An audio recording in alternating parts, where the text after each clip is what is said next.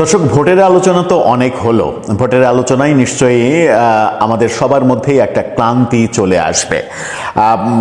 সেই ক্লান্তির মাঝে চলুন আমরা একটু মজা করি। মজাটা এইভাবে করব, একটু ক্রিকেটের প্রসঙ্গে ফিরে যায়। ক্রিকেটের প্রসঙ্গে ফিরে যাওয়ার হেতুটা কি? হেতুটা হচ্ছে আমাদের এই মুহূর্তে পর্যন্ত দায়িত্বে থাকা, যদিও অফিসিয়ালি গতকালকে দায়িত্ব শেষ হয়েছে, গত পরশুদিন দায়িত্ব শেষ হয়েছে অফিসিয়াল, কিন্তু উপদেষ্টা পরিষদ থেকে এই ঘোষণাও করা হয়েছে যে নতুন সরকার শপথ না নেওয়া পর্যন্ত বর্তমান উপদেষ্টা পরিষদ কার্যক্রম চালিয়ে যাবে। তার মানে এখনো ক্রীড়া উপদেষ্টা আছেন আসিফ নজরুল। তিনি যে সম্প্রতি ইউটার্ন করেছেন এবং তার ভোল পাল্টেছেন। তিনি যে এর আগে বলেছিলেন যে ভারতে যে খেলতে যাচ্ছে না বাংলাদেশ দল, খেলতে যেতে চায়নি, এই অবস্থান সরকারের ছিল, এই সিদ্ধান্ত সরকারের ছিল, যে কথাটা বলেছিলেন সেটা একদিন আগে উল্টে দিয়েছিলেন।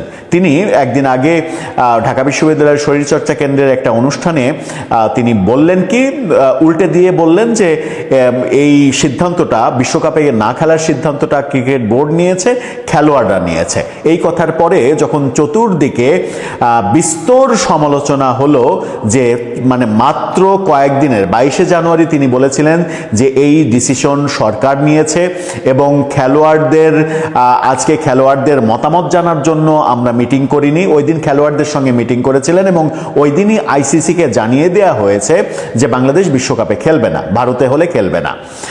খেলোয়াড়দের সঙ্গে যে মিটিংয়ের নাটক, সেখানেও যে খেলোয়াড়দের তিনি জানিয়ে দিয়েছেন যে বাংলাদেশ সরকারের অবস্থান হচ্ছে এটা, যে ভারতে খেলতে যেতে মানে আমরা নিরাপত্তা বোধ করছি না, সেই কারণে আমরা ভারতে খেলতে যাব না, এটা তোমাদের বোঝানোর জন্যই আমি এসেছি। তিনি নিজে এই কথাটা স্বীকার করেছিলেন। অর্থাৎ পরবর্তীতে তিনি যে বলছেন যে খেলোয়াড়রা সিদ্ধান্ত নিয়েছে ভারতে খেলতে যাবে না, কিংবা ক্রিকেট বোর্ড সিদ্ধান্ত নিয়েছে, সেটা যে ডাহা মিথ্যা কথা, সেই ব্যাপারটা নিয়ে প্রচুর সমালোচনা হচ্ছিল। সমালোচনার মুখে উঠে গত রাতে তিনি সামাজিক যোগাযোগ মাধ্যম ফেসবুকে আবার পোস্ট দিয়েছেন, আবার তিনি ইউটার্ন করেছেন।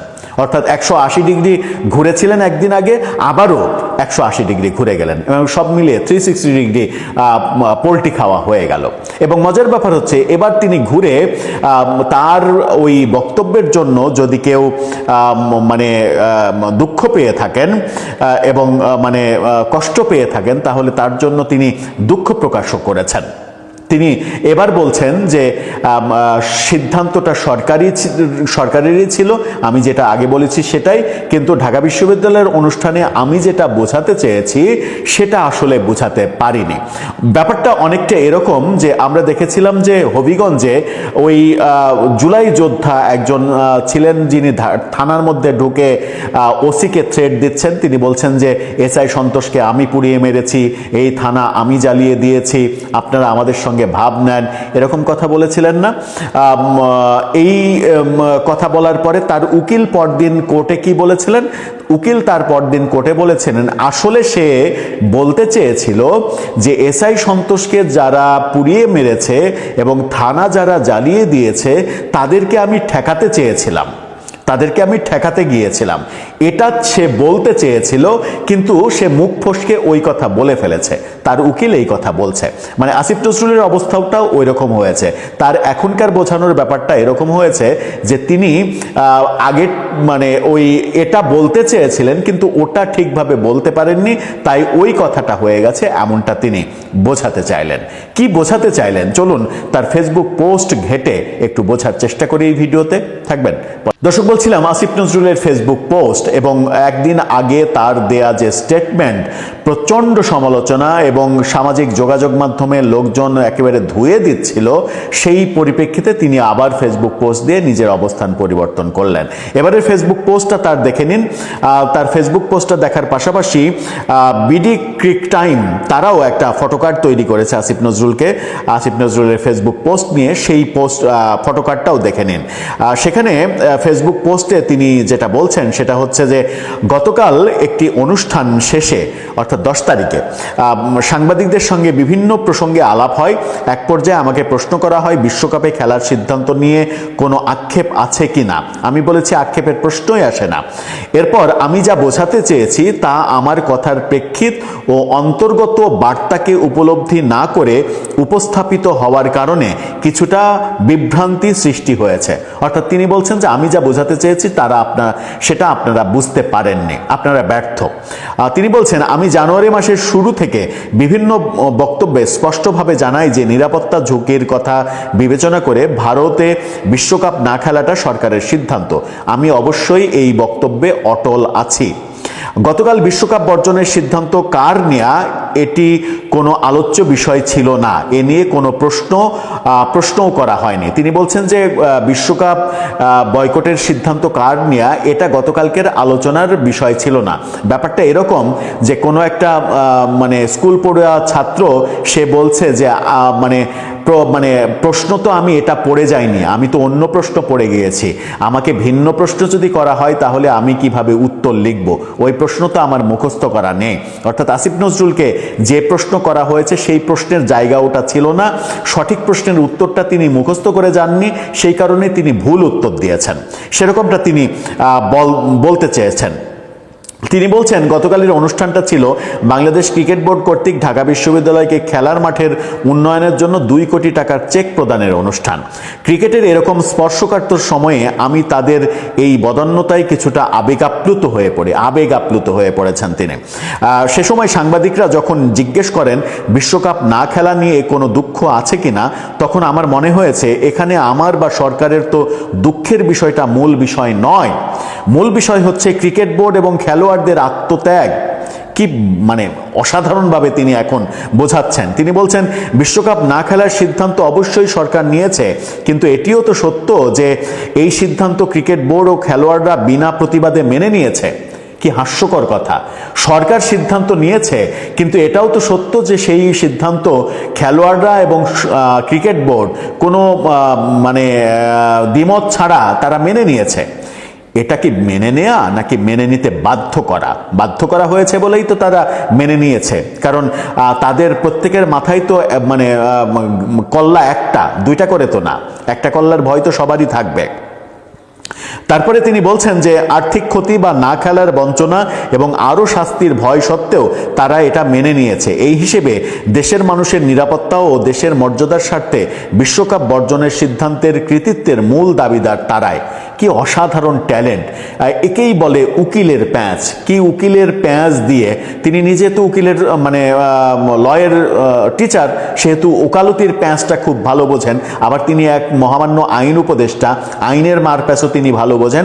সেই আইনের মারপ্যাঁচ উকিলের প্যাঁচ দিয়ে তিনি বুঝিয়ে দিলেন যে প্রকারান্তরে এটা তাদেরই সিদ্ধান্ত, কারণ তাদের ত্যাগের বিনিময়ে এটা সিদ্ধান্তটা হয়েছে।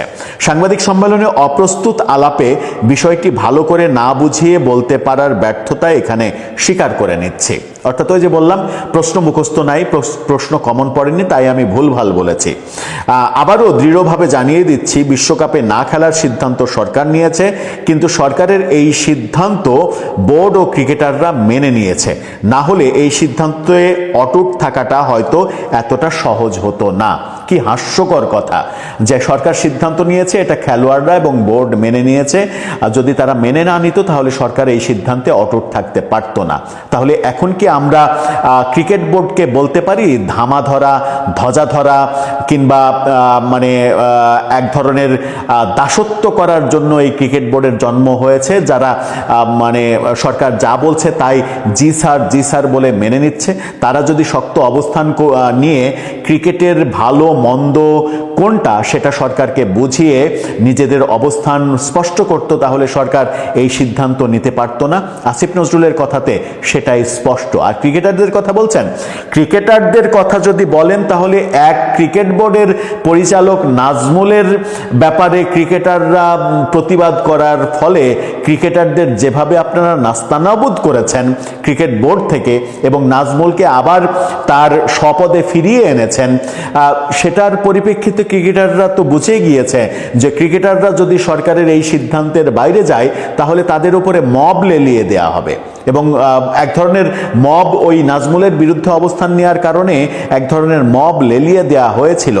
ক্রিকেটারদের এমন কোনো হুমকি ধামকি নাই যে সামাজিক যোগাযোগ মাধ্যমে এই মববাজরা দেয়নি এবং তাদেরকে আক্রমণ করেনি। যদি ফিজিক্যালি মব লেলিয়ে দেওয়া হতো তাহলে তারা কি করত? তাদের কি ভয় নেই? তাদের কি নিজের জীবনের মায়া নেই যে তারা প্রতিবাদ করবে এরকম একটা সেন্সিটিভ ইস্যুতে? দর্শক, আপনার কি মনে হয় ভোটের ইস্যুর মধ্যেও এই ইস্যুটা আপনার কাছে ভিন্ন স্বাদের ঠেকবে নিশ্চয়ই, এবং ঠেকলে আপনার কি মনে হয় আসিফ নজরুল বিদায়ের আগের মুহূর্তে একটু কি বেশি ডিস্টার্ব ফিল করছেন নিজের মস্তিষ্কের জায়গা থেকে, যে কারণে নিজের জায়গাতে ঠিক স্থির থাকতে পারছেন না? গতকাল থেকেই সোশ্যাল মিডিয়া একটা খবর নিয়ে তোলপাড় তৈরি হয়েছে। অনেকের মনে প্রশ্ন, কি এমন খবর এত বেশি তোলপাড় সৃষ্টি হয়েছে? ফেসবুকের মধ্যে সকলে পোস্ট দেওয়া শুরু করে দিয়েছে আসিফ নজরুল নাকি আজকে রাতে 12:30টায় সিঙ্গাপুর পালিয়ে যাবে। ব্যাপারটা কতটুকু সত্য কতটুকু মিথ্যা আমি 100% আপনাদেরকে বলতে পারবো না, কিন্তু বিভিন্ন সূত্রে অনেকে এটা বলা বলি করছে। কিন্তু এটা সত্য, নির্বাচন আজকে হয়ে যাচ্ছে। 12 তারিখের আগেই কিন্তু সকল উপদেষ্টারা লাল পাসপোর্ট জমা দিয়ে দিয়েছে। আমি এর আগে এটা নিয়ে ভিডিও করেছি, এবং এক এক উপদেষ্টা এক এক দেশে পালিয়ে যাওয়ার জন্য আগে থেকে বিমানের টিকিট কেটে রেখে দিয়েছে। আসিফ নজরুলও কিন্তু তার ব্যতিক্রম না, তিনি বিমানের টিকিট হয়তো কেটে আগে থেকে রেখে দিয়েছে। নির্বাচনের ফলাফল ঘোষণা হওয়ার পরপরই বা তার আগে অবস্থা যদি বেগতিক দেখে তিনি সিঙ্গাপুর পালিয়ে যাবেন। কেন এই ভয়টা সকল উপদেষ্টার মনে ঢুকে গিয়েছে? এর পিছনে অনেক বড় একটা কারণ আছে। অনেক উপদেষ্টা বিভিন্ন সময় বলতে দেখা গিয়েছে যে তাদের নাকি জানের হুমকি আছে। এই 12ই ফেব্রুয়ারি নির্বাচন যদি হয়ে যায়, 12ই ফেব্রুয়ারির পরে আওয়ামী লীগের অনেক শীর্ষ সন্ত্রাসীরা নাকি তাদেরকে টার্গেট কিলিং করবে, কারণ তাদের কাছে ক্ষমতা থাকবে না, তাদেরকে হত্যাও করতে পারে। আমার কথা হচ্ছে 12ই ফেব্রুয়ারির পরে বাংলাদেশে ক্ষমতায় আসবে বিএনপি, তাহলে টার্গেট কিলিং তো বিএনপি আপনাদেরকে করার কথা। আওয়ামী লীগ কেন আপনাদেরকে হত্যা নির্দেশ দিবে? আওয়ামী লীগ কেন আপনাদেরকে টার্গেট কিলিং করবে? এই একটা উসুলা দেখিয়ে তারা বিদেশ পালিয়ে যাওয়ার জন্য চেষ্টা করছে, এবং বিদেশও পালিয়ে যাবে। বিদেশ পালিয়ে গেলে বলবে আমাদের জানের নিরাপত্তার জন্য আওয়ামী লীগের সন্ত্রাসীরা আমাদেরকে হত্যা করবে, এবং উপর থেকে নির্দেশ দেওয়া হয়েছে 12 ফেব্রুয়ারির পরে যাতে আমাদেরকে হত্যা করা হয়। এই সকল ফাও যুক্তি দেখিয়ে তারা বিদেশ পালিয়ে যাচ্ছে এবং বিদেশ পালিয়ে যাবে। ডাইরেক্টলি বলতে পারছে না যে 12 ফেব্রুয়ারির পরে বিএনপি আমাদের উপর আক্রমণ চালাবে, এবং বিএনপি আমাদের এই 16-17 মাসে যে পরিমাণ আমরা দুর্নীতি অনিয়ম করেছি সকল কিছু জাতির উদ্দেশ্যে তুলে আনবে এবং আমাদেরকে গ্রেপ্তার করে জেলে ভরবে, আর কারো কাছ থেকে টাকা খেয়ে বিদেশ পালিয়ে যেতে সাহায্য করবে। এই সকল বিষয় না করে সকল কিছু আওয়ামী লীগের উপর দোষ চাপিয়ে তারা যাতে বিদেশ পালিয়ে যেতে পারে। এই সকল কিছুর মাস্টারমাইন্ড হচ্ছে আসিফ নজরুল। সে টেকনিক্যালি ভাবে সকল কিছু আওয়ামী লীগের উপর চাপিয়ে দিচ্ছে। সে যে পালিয়ে যাচ্ছে সেটা বলছে না, কারণ সকল কিছু দেশের মধ্যে যা ঘটেছে, টাকা পাচার থেকে ধরে এই টোকায় সমন্বয়গুলো যা ঘটেছে, সকল কিছুর পিছনে ডক্টর ইউনূসের পরে সবচেয়ে বেশি ইন্ধন দিয়েছে আসিফ নজরুল। এই আসিফ নজরুলই কিন্তু যখন এই আসিফ মাহমুদ যুব ক্রিয়া উপদেষ্টা হয়, এই আসিফ মাহমুদকে নিয়ে কিন্তু তিনি ফ্রান্সে গিয়েছিলেন, সুইজারল্যান্ডে গিয়েছিলেন। কেন গিয়েছিলেন? সেখানে এই আসিফ মাহমুদকে সুইস ব্যাংকে অ্যাকাউন্ট খুলে দেওয়ার জন্য। তিনিও খুলে নিয়েছেন, আসিফ মাহমুদকেও খুলে দিয়েছেন। এর পরবর্তী সময় আসিফ মাহমুদ দুর্নীতির অভয়ারণ্য গড়ে তুলে তিনি যে সকল মন্ত্রণালয়ের দায়িত্ব ছিলেন সব টাকা সুইস ব্যাংকে ট্রান্সফার করে। এই আসিফ মাহমুদের সাথে সাথে এই আসিফ নজরুলও টাকা ট্রান্সফার করে। কথা বুঝতে পেরেছেন? বিতর্গত ভাবে সকল কিছু কলকাঠি নাড়িয়েছে আসিফ নজরুল। সে কারণে আসিফ নজরুল এই সকল তথ্য বিএনপির কাছে আছে, হয়তোবা তার উপর একটা আক্রমণ আসতে পারে, সে কারণে সে তার জীবন রক্ষার্থে বিদেশ পালিয়ে যাচ্ছে। আর এই সকল বিষয় এখন ডাইরেক্ট বিএনপির উপর চাপাতে পারবে না বা পারছে না, সে কারণে আওয়ামী লীগের উপর দোষ চাপিয়ে দিচ্ছে। বিভিন্নভাবে নিয়ে বোঝানোর চেষ্টা করছে আওয়ামী লীগ 12 ফেব্রুয়ারির পরে আমাদেরকে হত্যার নির্দেশ দিয়েছে, আমাদের জানা নিরাপত্তার কারণে আমরা বিদেশ চলে এসেছি। মানে একটা ইস্যু তৈরি করে রেখেছে, আমরা পালিয়ে আসিনি, আমরা নিজেদের জীবন বাঁচাতে বিদেশে চলে এসেছি। ভাই, যতই কিছু বলো, যতই আওয়ামী লীগের উপর দোষ চাপাও, কোনো লাভ নাই, বিদেশ গিয়েও তোমরা রক্ষা পাবা না, হয়তো বা জানে বেঁচে যেতে পারো, কিন্তু সেখানেও গণদোলাই খাবা। পৃথিবীর প্রত্যেকটা রাষ্ট্রের মধ্যে আওয়ামী লীগের একজন হলো কর্মী আছে, আর ওই একজন কর্মী ডায়াড আওয়ামী লীগের কর্মী। তোমাদের উপর যে ক্ষোভ জিত জন্মিয়েছে, তোমাদের রক্ষা নাই। হয়তো বা উপদেষ্টা ছিল, বিশ্বের অনেক দেশে প্রোটোকল নিয়ে গিয়েছো, প্রোটোকল পেয়েছো, সে কারণে সেভ হতে পেরেছিলে। তারপরে তো ডিম নিক্ষেপের শিকার হয়েছো। এত প্রোটোকল থাকার পর, একটা দেশের উপদেষ্টা হওয়ার পরও তারপরও তোমরা অপমানের শিকার হয়েছে, ডিম নিক্ষেপ হয়েছে তোমাদের উপর। কিন্তু যখন সাধারণ মানুষ হিসেবে বিভিন্ন দেশে পালিয়ে যাবা, খুঁজে খুঁজে ওই সকল জায়গায় তোমাদেরকে মারা হবে। বাংলাদেশে থাকলে তো বিএনপিও মারবে, আওয়ামী লীগও মারবে। বিদেশে গেলে বিএনপি মারা লাগবে না, আওয়ামী লীগের কর্মীরা তো ডাইহার্ড, তোমাদেরকে খুঁজে খুঁজে মারবে।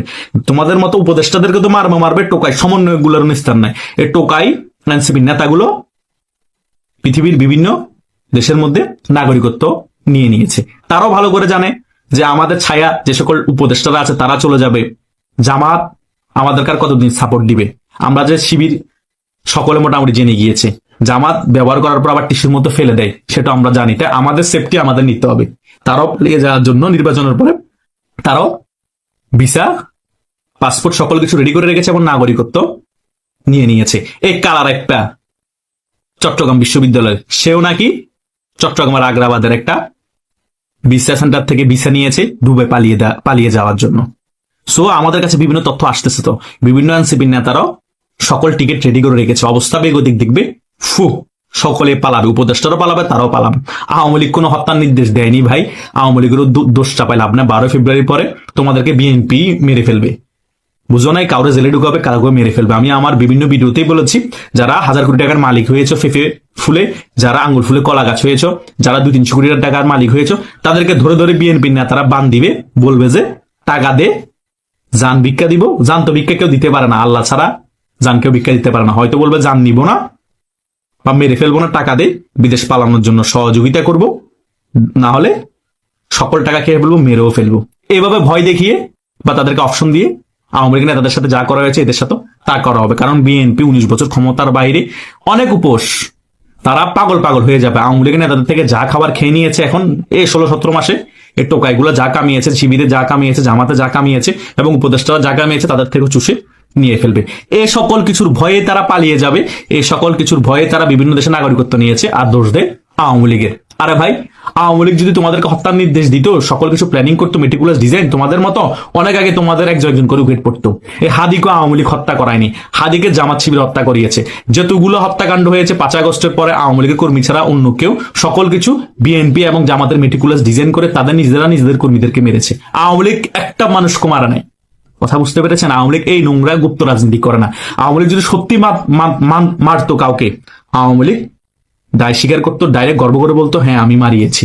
আওয়ামী লীগের রাজনীতি এমনই, স্ট্রেট ফরওয়ার্ড। গুপ্ত বলতে আওয়ামী লীগের কোনো রাজনীতি নেই। তোমাদের মতো এই সকল গুপ্ত রাজনীতি করে আওয়ামী লীগ এত বড় রাজনৈতিক দল হয়নি। আওয়ামী লীগ বুক ফুলিয়ে রাজনীতি করে, দাপটের সাথে রাজনীতি করে রাজপথে। আওয়ামী লীগ বাংলাদেশের সবচেয়ে বড় রাজনৈতিক দল হয়েছে এবং সবচেয়ে পুরনোতম বাংলাদেশের রাজনৈতিক দল। এটাই হচ্ছে বাস্তবতা, কেউ মানেন আর না মানেন। তাই হাসিম নজরুল যে পালিয়ে যাবে এটা আমরা আগে থেকেও জানতাম, এবং যত উপদেষ্টা আছে তারাও যে পালিয়ে যাবে সেটাও আমরা আগে থেকে জানতাম। কিন্তু তারা যে এভাবে জানের নিরাপত্তার কথা বলে আওয়ামী লীগ তাদেরকে হত্যার নির্দেশ দিয়েছে, এই সকল কথা বলে যে পালিয়ে যাবে সেটা জানতাম না। কথা বুঝতে পেরেছেন? তাই বিদেশ গিয়েও কিন্তু তোমাদের নিস্তার হবে না। আর আদৌ কি তোমরা সত্যি পালিয়ে যেতে পারবা কিনা সেটারও নিশ্চয়তা নাই। বিএনপি চাইলে এয়ারপোর্টে কিন্তু ব্লক করে দিতে পারে। এখন কিন্তু বিএনপি সকল কিছু নিয়ন্ত্রণ নিয়ে ফেলেছে, কারণ বিএনপি সরকার গঠন করছে, এটা মোটামুটি 100%। তাই দেখা যাক এরা কি আদৌ পালিয়ে যেতে পারে নাকি বিএনপি এয়ারপোর্ট বন্ধ করে এদেরকে কর দিয়ে দিবে।